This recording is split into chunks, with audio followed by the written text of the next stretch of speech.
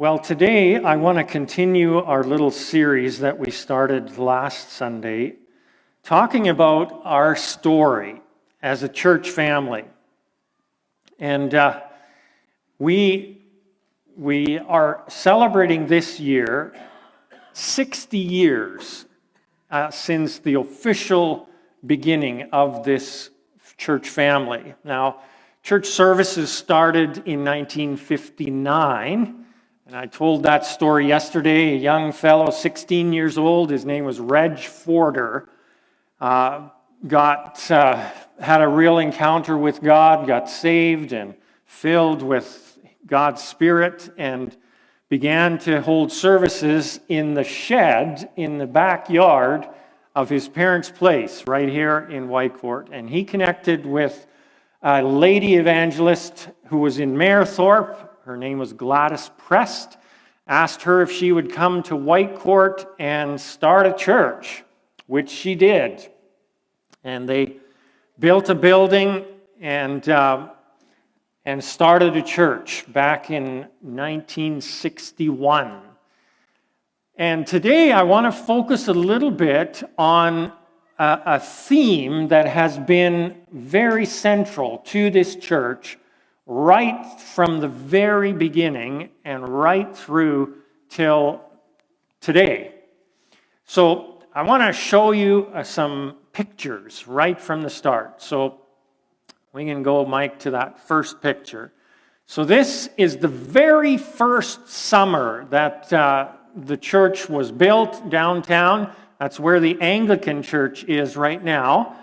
And they had what was called a DVBS, which is Daily Vacation Bible School, for kids that summer. Now, I'm gonna show my age here. I actually went to DVBS as a child. How many of you went to a DVBS as a child? Okay, yeah. So what it was churches would organize kind of like a kids' day camp, but it had a Christian theme, and you would go every day. Sometimes it was just for the morning, sometimes it was morning and afternoon, and sing songs and learn and play games, and it was lots of fun. It was usually for a week, and it was in the summertime. And so this church, even though it was brand new, the building wasn't even fully finished yet, started that very first summer with reaching out to the children of Whitecourt. We can go to the next slide. There's another picture of that DVBS. And then the next slide. There is the church building. This is in the late 70s, but you can see it still looks fairly similar today if you go downtown. And it's sort of kitty corner to the library, across the street from the mall downtown. And okay, we can go to the next slide. How many recognize that old man? Yeah, give him a hand. He has been involved with kids right from the very beginning of his time here in Whitecourt, and we sure appreciate Dale. And he was obviously playing some kind of a role here in a play. Next slide. There we see the Sunday school, again in the basement of that building downtown in the mid-1980s. And so there's always been a kids program of some kind in this church. And next slide. Then, in the mid-1980s, the church decided to start a Christian school. And so this is actually in the top floor. Oh, go back one slide if you can. This was in the top floor of that building, and they put desks all in there for the kids in the school. And they actually started having their Sunday morning services in the hotel downtown. And the school, I can't remember how many kids it had at its peak, but there was a number of kids. It was a school right from grade was it kindergarten or grade 1? I can't remember, right through to grade 12. And basically the school outgrew the building. And that's why they decided to build this building in the late 1980s. So you can go to the next slide there. There's a school picture of all the students in the school during that time. You see they all wore uniforms. That was back in the day where that kind of thing was more common. And okay, next slide. And so then they purchased this lot, and I believe that happened in 1987, around that time. And it was just bare land up here at that time. And then next slide. They started building the building in 1988. And so mostly volunteer labor throughout this building project. And so this building was actually intended to be a school. And this room right here was actually the gymnasium for the school. And then the phase 2 of this building, which was going to be built onto that side of the building, was going to be the church part of the building. And then things changed, and this ended up becoming the church, and that part never did get built. So go to the next slide, and you can see there the base of the building. This building is built on a great big cement slab. And then next slide. There you can see the walls starting to go up. Next slide.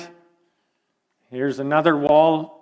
So those are pretty high walls, and I'm told that Dale Penny actually walked on top of these walls just like that, and other guys too, definitely out of my league, but that's what they were doing. Next slide.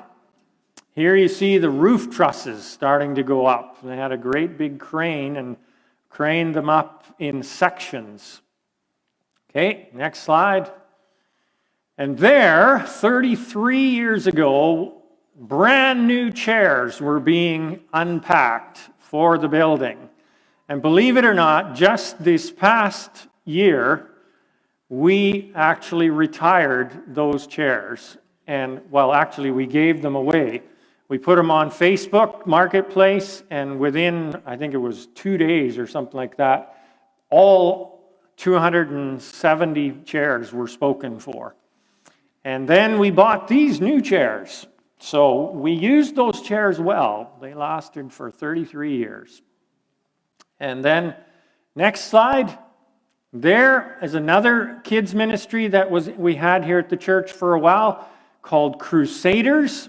Sort of like Scouts, but with a Christian theme to them. And so there are a number of kids involved in that. Any of you remember Crusaders? Were you involved in Crusaders? Yeah, okay, good. Okay, then next slide. So this was a graduation from Wee College back in the early 90s. So Wee College was a Bible program for really little kids, I think up to about age 5 or 6, where they did a lot of Bible memorization and things like that. It was actually a pretty amazing program. The kids are just like sponges at that age, and they can learn amazing amounts. Okay, next slide. And here was kids ministry upstairs in the early 2000s. So we arrived here, Shelley and I and our kids, in 2003, and at that point in time, basically the church was basically just a shell, in the sense that we maybe go to the next slide, and yeah, there's another picture. Upstairs, the school had been, so there was some carpet up there, but the walls were basically just white primer and some walls for hallways had been torn out, so there was some bare spots and so on. Next slide. This is what this room looked like back in 2003 when we came. You can see it's just concrete floor and just primer on the walls. We had fluorescent lights with cages on up in the ceiling because it was a gymnasium. And so we basically continued to finish the building over the last 20 years, little by little. And so we put this carpet in about 15 years ago, I believe. And, we redid the walls and so on just recently. And, now most of the rooms in the building have been redone. I think the only room we haven't touched in the last 20 years is the kitchen, actually. And next slide. Here we had the Radical Kids, which was a kids choir that ran for about 4 years. A bunch of the kids in our church sang both here as well as in other churches around the area. And they were inspired by a children's choir from Uganda called the Watoto Children's Choir. And they raised money, actually, for Watoto during that time. So that was a really exciting time as well for kids ministry in our church. The next slide.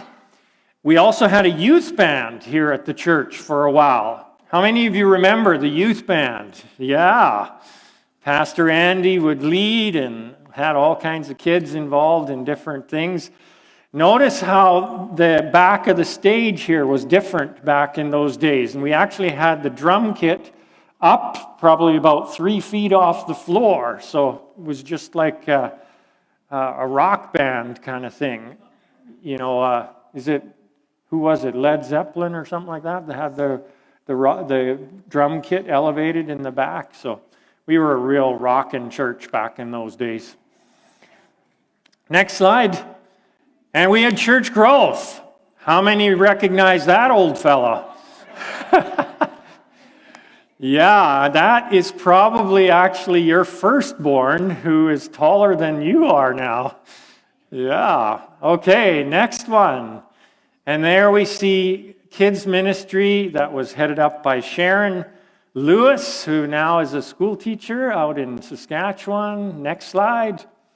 And here we see more kids in their kids ministry upstairs. And another slide. And then we had the youth group here. That was really quite a big youth group for a while. For a while we had over 60 kids coming. So we've always had a real focus on kids as a church. And is that all the pictures? Yeah, I thought so. Okay. Lots of kids and babies. And the other thing that I just wanted to mention while we're talking about kids ministry is we've had lots of our kids and volunteers from our church involved in the Awana program as well, which is hosted by the Hilltop Church just across the highway from us here. So that's also been a big part of that.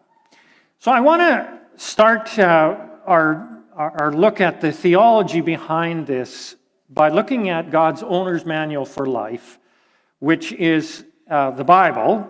And I want to look at one verse in Proverbs chapter 13, verse 22 this morning. We got that on the screen? Okay, there we go. So good people leave an inheritance to their grandchildren, but the sinner's wealth passes to the godly. There we go. I think I need new glasses. Anyway. It's the first part of that I wanted to focus on, that good people leave an inheritance to their grandchildren. Good people down through the ages have always cared about their kids and their grandkids. That's just one of those things that's part of being a good person, a good parent. And this church has always had those kind of good people in it. People that really cared about kids. And Whitecourt has always been a pretty young community, and so it made sense to really focus on kids because there was lots of them here in Whitecourt. I remember doing some demographic research on Whitecourt when we first were planning to move here, and I was shocked at how many young people there were in this community. And the average age when we moved here 18 years ago was 29 years old. So Whitecourt has always been a vibrant family kind of community. And it used to be, back when I was a kid, that kids would go wherever the parents decided they were going. But those of you that are parents now, you know it's no longer like that, is it? Now the parents go where the kids want to go. And so we are committed as a church to be a place where kids want to go, where kids want to be part of things, because we know that if kids want to be here, their parents will come too. And Jesus really valued children. Jesus actually valued every person that was sort of looked down upon or oppressed by the culture that he was in 2,000 years ago. And children were part of those, were one of those groups. There was lots of other groups too, but children definitely were sort of looked down upon. And, it was one of those things, children should be seen but not heard thing. And Jesus went out of his way to show how much he valued children. And I'm going to go where angels fear to tread here for a second. I want us to ask ourselves a question. In moments where we're not really thinking about what we're saying, how do we talk about children? Do we talk about them as a nuisance or as a blessing? The names we call them, the nicknames, are they nicknames that are endearing or a little bit derogatory? I'm not going to name any specific nicknames. I just wanted to throw that out there to kind of stir the pot a little bit here this morning. Shelley says that once in a while I get bored, and so I just kind of throw one of those zingers in. So that's one of those zingers. So it said in this scripture that good people leave an inheritance to their children's children or their grandchildren. Now, in our culture, we often think of an inheritance as money. That wasn't necessarily the inheritance that this is talking about. Money was not the biggest inheritance that the Jews focused on giving their grandchildren. The Jews were very much focused on passing on wisdom to their children and their grandchildren. And I submit to you that wisdom is actually a lot more difficult to accumulate than money is. You can just work hard and money will come. But working hard doesn't necessarily bring wisdom. Wisdom is something that you have to pay very highly to gain. And the interesting thing about wisdom is that most people who have it paid a very high price for it, but they're willing to share it for free. You ever thought about that? So how do you gain wisdom? How do you gain the wisdom to make good decisions? Well, wisdom actually comes by experience. And how do you gain experience? By making bad decisions.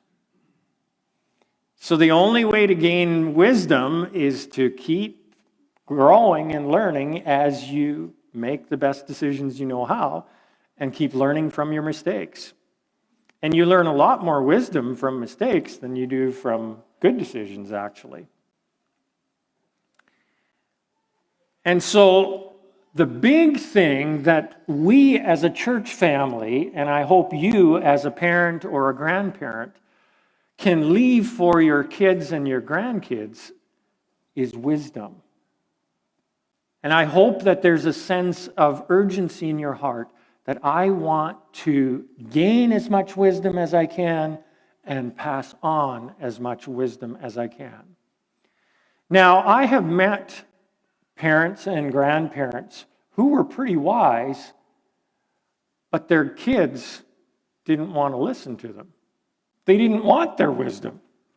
And maybe some of you have experienced that kind of dynamic, either as a parent or a grandparent, or maybe you were the child or the teenager who didn't want to listen.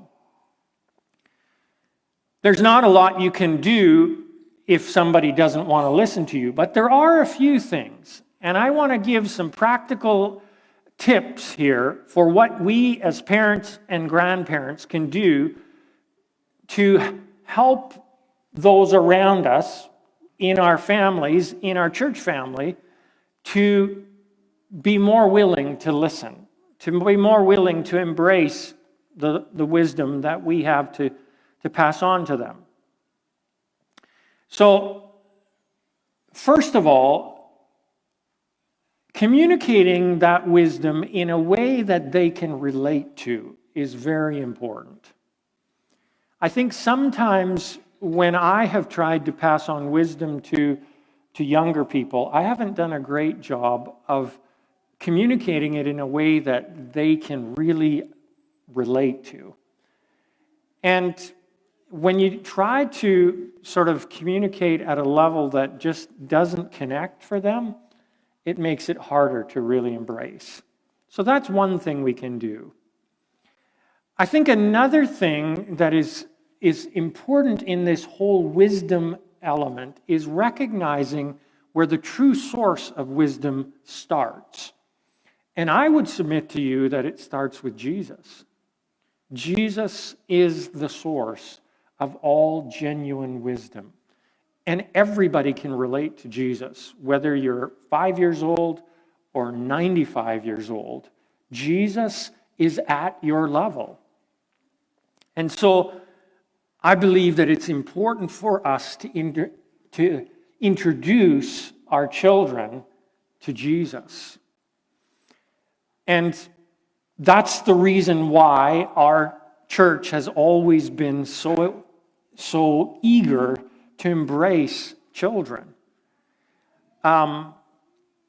It sets you up to be a transformed person that's ongoing in the transformation process. The younger you are when you meet Jesus, the more time he has to work with your heart throughout your lifetime. And the interesting thing about Jesus is that he makes it very easy to connect with him.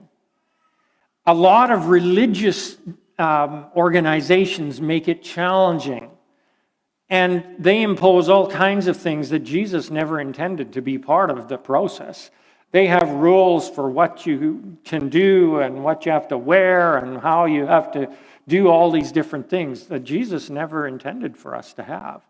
Jesus just said, come to me. Let me into your heart. And that's where I want to be, is at your heart.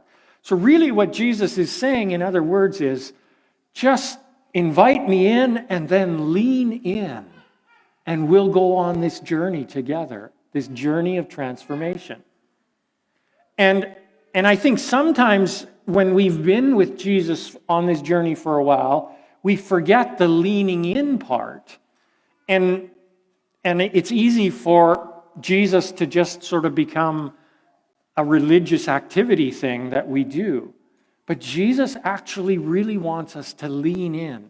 And if we can teach our kids to lean into Jesus, that will set them up for profound success in their lives. Not necessarily making big money or, becoming famous, but succeeding in the sense that their lives are truly fulfilling at a deep level. Shelley and I talk about this quite often. Good theology, good understanding of who God and Jesus really are, matters. And it matters to our children. And when I say that, I'm not saying that just kind of glibly. As a child, I was introduced to some bad theology. And that bad theology actually affected me very negatively for several decades. So it's so important for us to have good theology that we are passing on to our kids and our grandkids. And, if you want to understand the kids program here at the church a little bit deeper, understand what we're teaching the kids, my wife Shelley heads that area up. She's upstairs with the kids right now, but she would be honored to sit down with you and explain the theology that we are teaching our kids, because it really does matter what our kids grow up learning. It's very important. So here in Whitecourt Family Worship Center, we love kids. If you haven't picked up on that yet, I hope this is one thing that you take away from today's talk. We love kids. And we love their antics too. That's part of being a kid. And I remember all kinds of fun stuff as a kid that was church related. And a few months ago, we actually sat down and wrote a little thing to sort of set the tone for how we see kids. So we titled it Children at Family Worship Center. Let me just read it to you. To parents of young children, we suggest, first of all, relax. God put the wiggle in children, and don't feel like you have to suppress it just because you're in God's house. He loves your children, and so do we. Second thing is, sit towards the front where it's easier for your children to see and hear what's going on. They often tire from just looking at the back of people's heads. And it's easy for us as adults and parents to forget that they're not quite as tall as you are, so they can't see over the heads or shoulders of the people, the adults in front of them. So we invite you to bring your kids close to the front so they can see. And often that helps them to be more engaged. Another thing we would suggest is quietly explain the parts of the service and the actions of the pastor, the ushers, the musicians, and so on and so forth, so that they can understand why they're doing what they're doing. Sing the songs, pray the prayers, be engaged. Children learn by copying. So if they see you singing, they will sing too. If they see you praying, they will pray too. I remember as a little kid, there was 3 of us brothers in our family, and we used to play church at home. And we would take turns being the preacher and being the worship leader and being the congregation. So there was one for each. And I remember some of the sermons I preached as a little kid, 4, 5, 6 years old, to my brothers. And boy, oh boy, did they ever hear straight from God that they needed to repent and get their life together. 4 years old, that's really important. But that was because we saw our parents engaging in church. We saw them singing. We saw them lifting their hands. We saw them volunteering. We saw them being involved. And so we knew this was important to them. And if it was important to them, it was important to us. So I lead by example. Another thing for parents, if you have to leave the service with your child, feel free to do so, but please come back. If they need to walk around a little bit, we actually have 2 TVs, one in the lobby and one in the front portion of the nursing mothers area there. The nursing mothers area has a door on it, so even dads can go into that front portion. And you can be engaged in the service and your kids have room to get their wiggles out there, but then come back and join us. And we want you to feel like this church is a place where you as a family belong. And we went to a church when our kids were really little where they didn't have TVs and stuff like that in other places. And I remember, because I was a pastor, I couldn't take our kids out because I was up here. So Shelley would be walking the lobby with our kids out there, and she said, I don't know why I even go to church, because I never get to hear a sermon. I never get to be involved because our kids just can't be in the service. And so when we came here, as soon as the technology was available, I really wanted to make sure that we could make spaces available to kids and parents so that you could stay engaged. That's really important to us. And then the last thing that I just say to parents is, for safety reasons, try to keep your kids close by you, just so that they don't get hurt on something or run into something, run into somebody and hurt themselves and so on. So that's just sort of a safety thing. Now, to all of us as part of the family at Family Worship Center, I want to say this. The presence of children is a gift to our church. And they are a reminder to us as a church family that we are growing.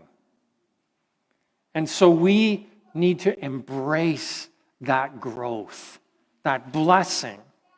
So whether you're a parent or not, whether you have grandkids or not, please welcome the kids that God has blessed us with.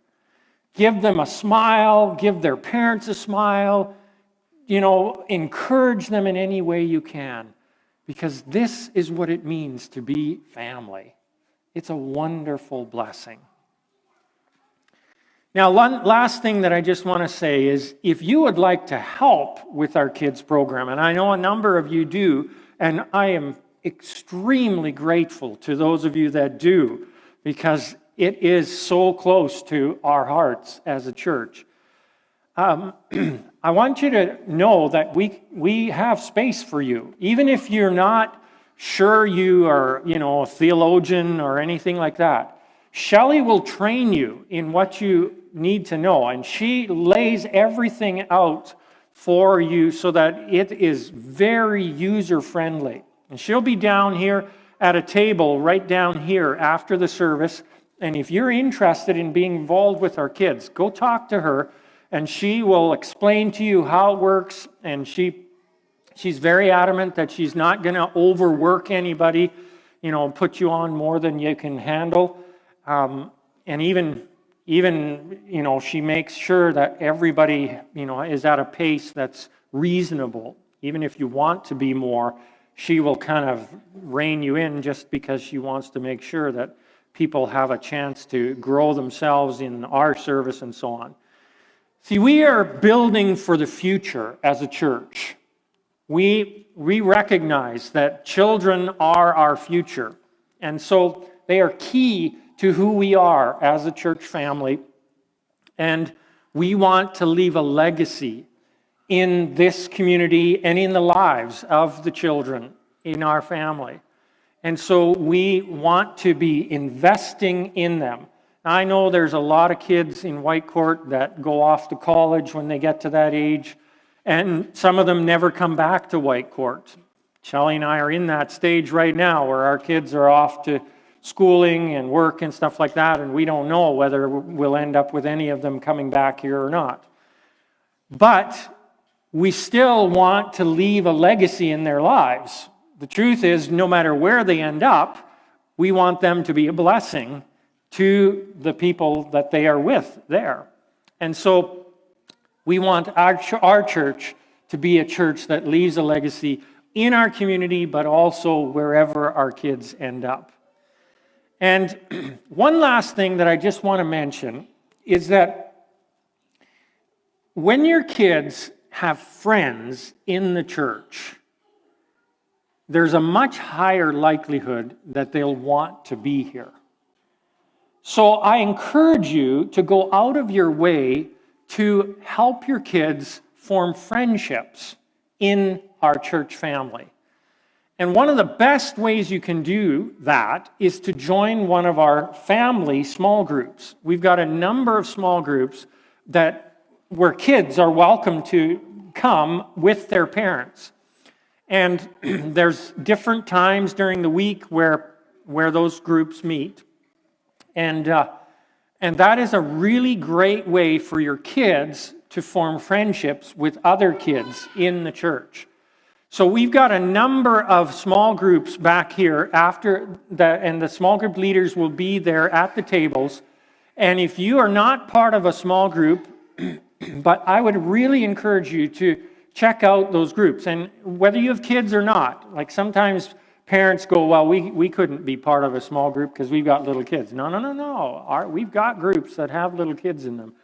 And if you're beyond the kid stage or not at the kid stage yet, we've got groups that are just for adults as well. So don't think we don't have a place where you can plug in and really grow spiritually. Let me wrap up with one of my favorite stories from my time in ministry. You know, I just realized that this year I've been in ministry for 30 years. Can you believe that? I can't believe that. You know, as young and spry as I am, 30 years already. Well, this actually happened the second year that I was in ministry. And if you think I'm young and spry now, you should have seen me then. I was 24 years old. And it was a beautiful sunny summer Sunday. And the kids program in our church, this was in Sweden where I pastored the first church, they decided to take the kids outside because it was beautiful outside. And so they went outside, and the adults, we stayed inside, and I was preaching my sermon just like this. And right in the middle of my sermon, I saw a little girl. She probably was 3 years old, maybe not even 3, came to the door, and she had a beautiful dandelion in her hand that she had picked for Pastor Dallas. And she came running down the center aisle with this beautiful dandelion for me. And of course, I stopped, and there was not a single person paying attention to Pastor Dallas anymore in that moment anyway. And she comes running down going, "Hey, I picked this for you." And just as she got to the front here, and I kneeled down to grab that, her mother, who was part of the children's team that Sunday, appeared in the back door. And I looked up and saw this horrified look. But that was one of the favorite memories for me because I got a beautiful flower. But also, there was nothing that anybody remembered from that Sunday morning except that event. And it proved a point that I think Jesus was trying to prove during his whole ministry. And that is that the family of God is all about kids. So, folks, that's what we're about as a church family. That's our story. I don't know where you're at with Jesus and with the family of God today, but wherever you're at, I want you to know that Jesus is waiting. It's like he is like that little girl running towards you with a gift today, saying, I chose this for you. His heart is wide open to you. He just wants you to lean in. So if you're in that boat today and you're going, I haven't really leaned into Jesus, I'm going to pray here in a minute, and I invite you to open your heart to Him. And if you've never prayed before, why don't you just make my words your words? Let's pray. Dear Jesus, I thank you that you are inviting us into your heart, just like you did the kids back in the day when you were here. And Jesus, I want you in my heart. And so, Lord, I invite you to come in, and I want to lean into you. Let's walk this journey together. And now, Lord, as we kind of come to the end of our formal service in a few minutes, I pray that you would help all of us to have a heart for the kids around us. I pray this in Jesus' name. Amen. I'm going to invite the prayer team to come and stand just over here. And if you're here today and you'd like prayer for something, they would be delighted to pray with you. And I'm going to invite all of us. My challenge to every one of us this week is hug a child. Maybe it's a child that you haven't hugged for a while, or maybe you've never hugged them. Go out of your way to hug a child this week. Just give them the love of Jesus in a very tangible way. God bless you.